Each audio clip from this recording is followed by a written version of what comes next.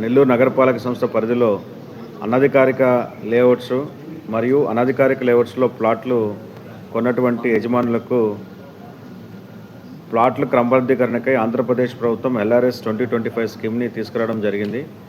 ఈ LRS 2025 స్కీమ్కి సంబంధించి applications అనేటువంటివి ఈ నెల 23వ తారీఖు వరకు, ఏప్రిల్ 23 వరకు స్వీకరించడం జరిగింది.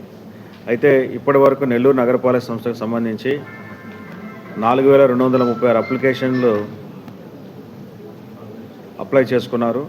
అందులో 721 అప్లికేషన్స్ అనేవి అప్రూవ్ చేయడం జరిగింది. అంటే 721 ప్లాట్లను క్రమబద్ధీకరించడం జరిగింది 4236 ప్లాట్లు.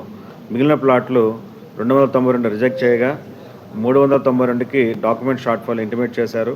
అదేవిధంగా 308 ప్లాట్లకి సంబంధించి పేమెంట్ పెండింగ్ ఉంది. మొత్తంగా 1713 అప్లికేషన్స్ని డిస్పోజ్ చేయడం జరిగింది.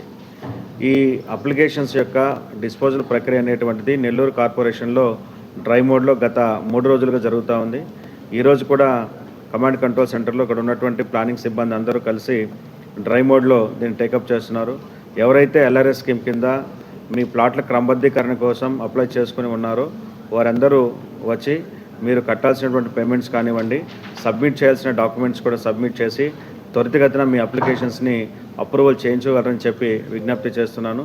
అంతేకాకుండా స్టేట్ హెడ్ ఆఫీస్ నుంచి కూడా, DDCP ఆఫీస్ నుంచి కూడా హైయర్ అఫీషియల్స్ ఈ స్పెషల్ డ్రైవ్ ప్రోగ్రామ్కి వచ్చి ఉన్నారు.